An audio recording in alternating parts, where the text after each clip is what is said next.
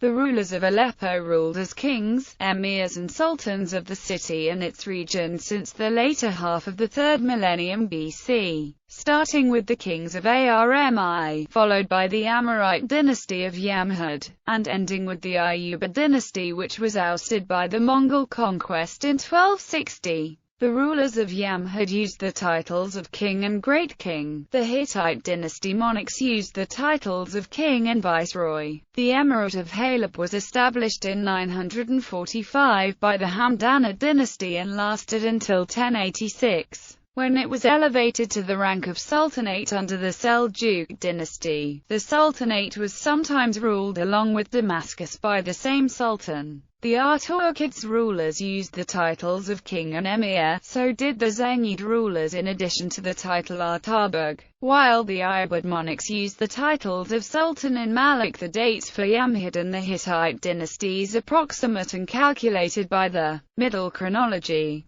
Dynasty of Yamhad. Yamhad was the name of the Amorite kingdom centered at Aleppo. Its dynasty ruled for more than 2 centuries. Aleppo became a major power and dominated northern Syria, with the monarch holding the title of Great King. Aleppo was conquered by Mursili, king of the Hittites, who captured Hammurabi III. The dynasty regained Aleppo after the assassination of Mursili, but the Yamhad name fell out of use. The Hittite dynasty, Pashatatar of Mitanni, conquered Aleppo, and the city became part of that kingdom until conquered by Suppiluliuma of the Hittites in the 14th century BC. Suppiluliuma installed his son Telepenus as king of Aleppo. Not all the kings of this dynasty are known. The Hittite dynasty remained in power until the Late Bronze Age collapse. After the end of the Hittites, Aramaeans tribes began to settle in the region. Aleppo became part of the Syro-Hittite state of Palestine. Then its successor Bitagusi centered at Arpad. Afterwards, it was sequentially part of Assyria, Chaldee, Persia, Macedonia, Seleucia, Armenia, Roman, and Byzantine empires, the Rashiduns, Umayyad, and the Abbasid Caliphate.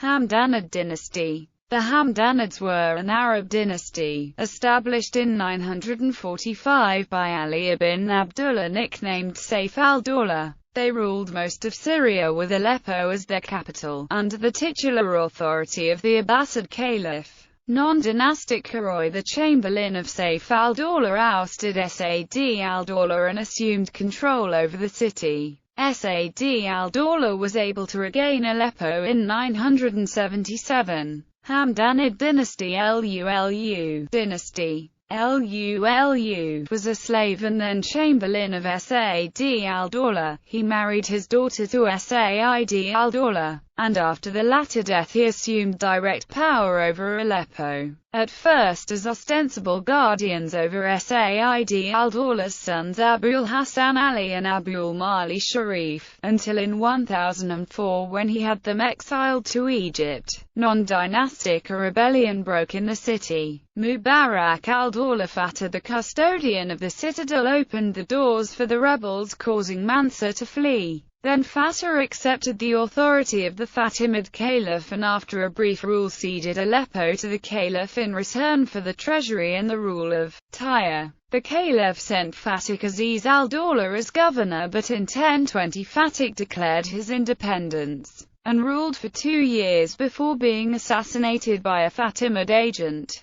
Mirdasid dynasty. The Mirdasids conquered Aleppo, establishing their independence in it. They kept their autonomy through political maneuvers, allying themselves with the Byzantines at times or the Fatimid at others. Ibn al-Adam, an Aleppan historian who lived in the 13th century, recorded the history of the Mirdasid dynasty in his book The Cream of the History of Aleppo. After the death of Saleh, his sons Nasser and Thimul ruled together. In 1030 Nasser deposed Thimul and ruled solely until killed by an Ushtuk and Aldazbari, the Fatimid governor of Damascus. Then Thimul regained Aleppo briefly from the 23rd of May to the 13th of June 1038, where the Fatimid army took the city, bringing it back to the Fatimid direct rule. non-dynastic in December 1041, and Ushtukan al-Dasbari fell out of favor with Cairo and declared his independence in Aleppo, but died of illness in January 1042. Mirdasid dynasty. Thimel regained Aleppo and accepted the authority of the Fatimid Caliph. In 1057, fearing family intrigues, Thimel handed over Aleppo to the Fatimids in return for Acre, Byblos and Beirut, thus returning Aleppo into the Fatimid direct control. In July 1060, Thimel's nephew, Mahmud the son of Shibal al-Dawla Nasser, regained Aleppo only to lose it in the 7th of August 1060 to the Fatimids. About 3 weeks later, in the 30th of August 1060, Asad al-Dawla, a son of Saleh the founder of the dynasty, occupied Aleppo for a day and a half, then fled as Mu'izz al-Dawla. Mahmud advanced on the city after defeating the Fatimid army.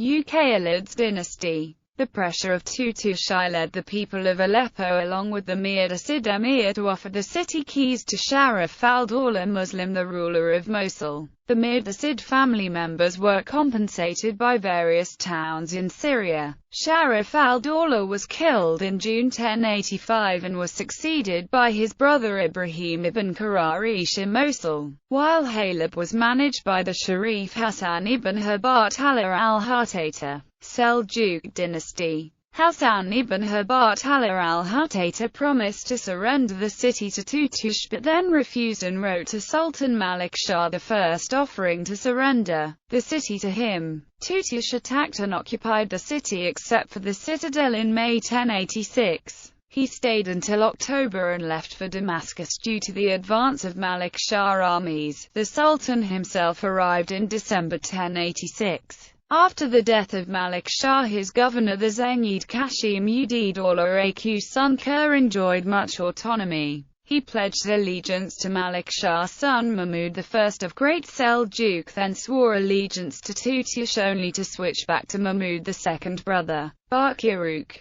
In 1094, Tutush defeated and beheaded Aq Sunkur, thus assuming full control over Aleppo. Artwarki dynasty. Sultan Shah was only 6 when he came to the throne. The threats of the Crusader Count Jocelyn led Sultan Shah Guardian ibn al-Kashab to offer the city to Al-Ghazi of Mardin, who came to Aleppo, thus starting the Artwarki dynasty in Aleppo. Timurtish was occupied with taking over the cities of his recently deceased brother Sulayman I.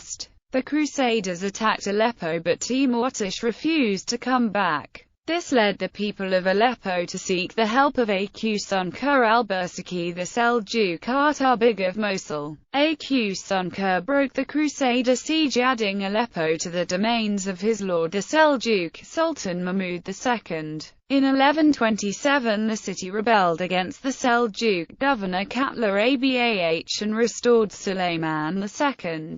Zengid dynasty. Imad ad-Din Zengi, the new Artabig of Mosul, sent his army to end the troubles. He ruled in the name of Seljuk Sultan Mahmud II, whose death led to civil war. Zengi didn't declare his independence and stood by Masud the Seljuk Sultan of Iraq ruling in his name. However, the Sultan decided to eliminate Zengi and called upon him to show in his presence. Zengi was warned and declined to show, thus becoming virtually independent. Zengi reconciled with the Sultan and recognized his authority, but in practice he was independent in all but name. Nur al-Din Mahmud, the son of Zengi, inherited Aleppo. He took the title of king and used the title of emir. Formerly the Zengid were subordinate to the Seljuk Sultans of Iraq, firstly Masud, then Malik Shah III, followed by Muhammad II. Nur al-Din kept using the Artabig title although he was completely independent, as the Seljuk Empire disintegrated after 1156,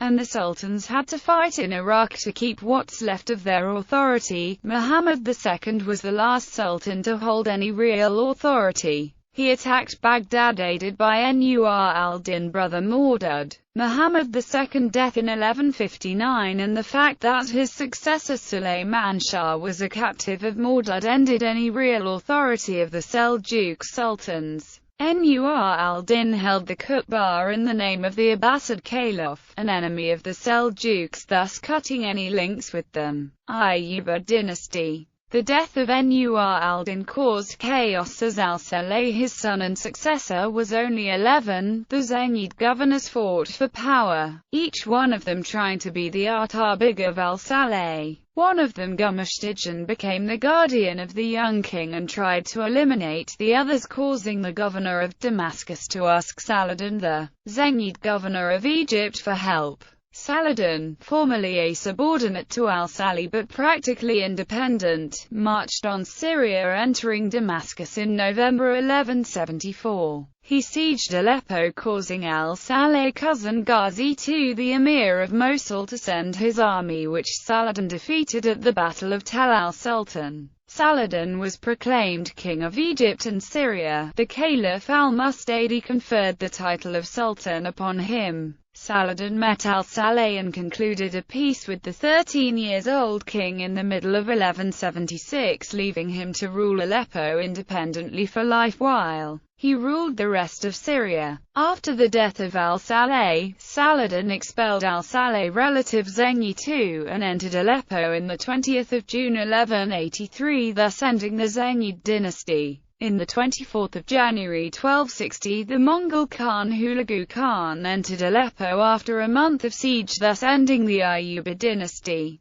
Mamluks. The Mamluk Sultan Qutuz defeated the Mongols at Ain Jalut in the 3rd of September 1260. The whole of Syria became part of the Mamluk Sultanate. Aleppo was the capital of its own province, ruled by a naib. Some of these governors revolted and declared their independence in Aleppo, like Shams al-Din Akash al-Bawli, who installed al-Hakim I as Abbasid Caliph in order to legitimize his reign, while the Sultan Baybars I installed al-Mustanzir II. Other governors revolted with the aim of ruling the whole sultanate, such as Yalbofar al-Naziri, who had Sultan Barkik dethroned in 1389. Akash eventually reconciled with the Sultan. In 1404, Saif al-Din Jakam revolted and declared himself Sultan. Jakam reoccupied the city and was pardoned and reappointed by the Sultan. In May 1406, he was replaced by another naib, leading him to revolt again.